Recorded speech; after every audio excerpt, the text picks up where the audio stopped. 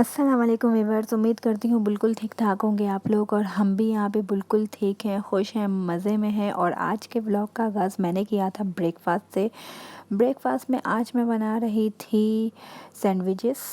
रात को मैंने जो है कटलेट्स बनाए थे आलू के, तो बस वही पड़े हुए थे फ्रिज में, तो मैंने सोचा क्यों ना आज ब्रेकफास्ट में बच्चों के लिए और अपने लिए सैंडविच बना लिए जाए। और मेरी आदत है, मैं वैसे भी मुझसे रोज़ मतलब कि हर नए दिन जो है नाश्ता जो है एक जैसा नहीं किया जाता। मुझे होता है रोज़ाना बस कुछ नया हो नाश्ते में।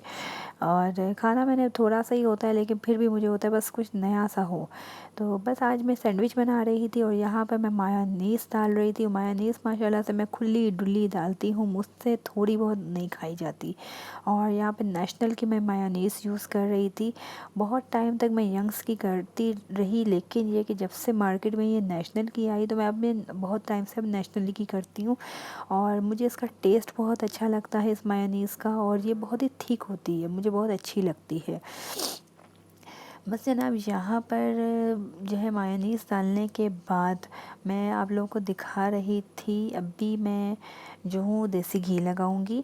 और देसी घी जो है बेसिकली मैं घर में निकालती हूँ, और ये मेरे अपने साफ़ सुथरे अच्छे प्यारे प्यारे हाथों का निकला हुआ देसी घी है। और यकीन जानिए, इसका कलर, इसकी स्मेल बिल्कुल ऐसी है जैसे बाज़ार के देसी घी की होती है। और सबसे बड़ी बात ये, अपने अब साफ़ सुथरे हाथों से अपनी नज़रों के सामने आप बना रहे हैं, और आपको पता है कि बहुत अच्छा नीट एंड क्लीन तरीके से ये बना है।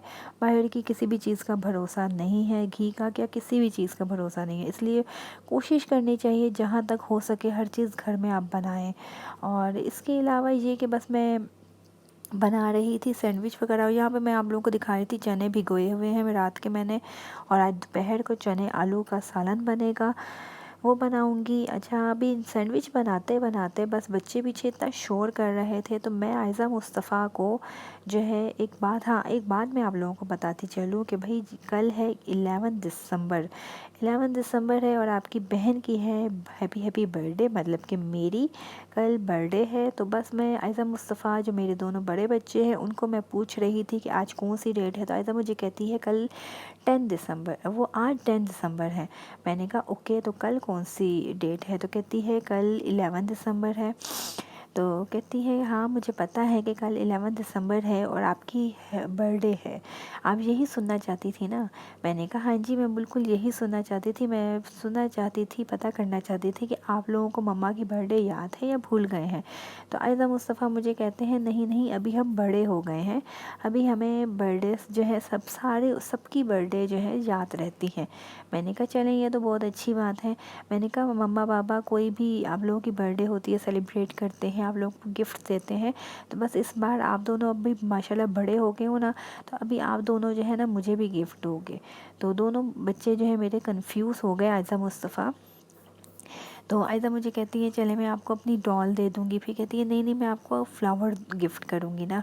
और मुस्तफ़ा कहता है कि नहीं, मैं आपको जो हूँ बिस्किट ला के दूँगा, मैं आपको चिप्स ला के दूँगा। बच्चे हैं ना, तो ज़ाहिर सी बात है वो अपने हिसाब से हर बात कर रहे थे। और ये तो बस एक मजाक था कि मैं उनको कह रही थी कि मुझे गिफ्ट चाहिए, वरना माँ बाप कहाँ बच्चों से गिफ्ट लेते हैं, और अच्छा भी नहीं लगता। माँ बाप का तो सिर्फ बच्चों को देते हैं। और लेकिन ये कि मुझे बहुत खुशी हुई कि मैंने उन लोगों को ऐसे मजाक में बोला, और वो सीरियस हो गए, इतने कंफ्यूज हो गए कि उन्हें था कि बस मम्मा ने बोला है तो मम्मा की बात को पूरा करना है, बस हमने उनको गिफ्ट देना है। उन्होंने इनकार नहीं किया कि हमारे पास तो मनी नहीं है, हम आपको कैसे दें, हाँ नहीं हम क्यों आप लोग को गिफ्ट दें, कुछ भी ऐसा उन्होंने इनकार नहीं किया। मुझे बहुत खुशी हुई।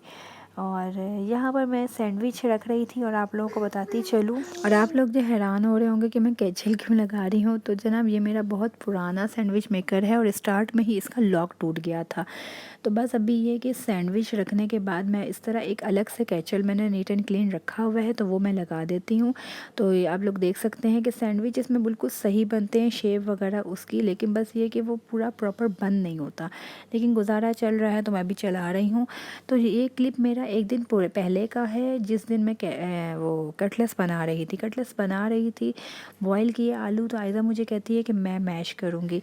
तो मुझे बहुत ही खुशी हुई कि माशाल्लाह देखो बच्चियाँ कितनी जल्दी, बेटों की निस्बत बच्चियाँ जल्दी बड़ी होती है, और अम्मी भी मेरी यही कहती थी, और वाकई ऐसा ही है। और बहुत खुशी होती है कि बेटियाँ आपके साथ खड़ी हुई आपकी हेल्प करवाएं। कितनी खुशी होती है, कितनी तेज़ी से वक्त गुजर जाता है कि आज वो टाइम आ गया है कि छोटी छोटी सी ये होती थी, इतनी गोदी में बस लिपटी रहती थी, और अभी ये टाइम आ गया है कि मेरे साथ मेरे बराबर खड़ी हुई है और मेरी हेल्प करवा रही है। और माशाल्लाह से हर काम में मेरी बहुत ज़्यादा ये हेल्प करवाती है, और कोई भी काम हो मेरे मुंह से भी आयज़ा आयज़ा ही निकलता है। मुझे भी पता है ना कि यही मेरा सारे काम करेगी। नाश्ते वगैरह से फ़ारिग होने के बाद मैं और मेरे तीनों बच्चे, हम लोगों ने नाश्ता वगैरह कर लिया था। उसके बाद आती है बारी ज़ैनब को नाश्ता कराने की। ज़ैनब का मूड अच्छा हो तो खुद ही बैठ के अच्छे से खा लेती है, और कभी इतना तंग करती है कि एक एक बाइट के लिए इसको आवाज़ें देनी पड़ती हैं। फिर यही तरीका होता है कि ज़ैनब की कुछ नापसंद चीज़ें हैं, उनका नाम लो, जैसे कि सूजी वूजी। तो सूजी रखी हुई थी फ्रिज में, मैंने आयज़ा को कहा वो लेकर आओ। जैसे ही मैंने आयज़ा को कहा, आयज़ा लेकर आई, तो फ़ौरन इसने मुंह में बाइट रख ली थी। तो और पीछे वॉल पर आप लोग देख रहे होंगे ये कुछ पेंटिंग्स बनी हुई लगी हुई हैं।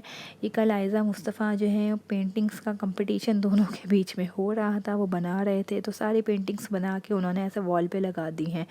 तो ये देख सकते होंगे आप, आयज़ा जैसे ही सूजी लाई है, इसने फ़ौरन जो है बाइट जो है मुँह में रख ली है, और उसे पता था कि अब मम्मा जो है मुझे पकड़ के सूजी खिलाएंगी, इसलिए बेहतर यही खा लूँ मैं।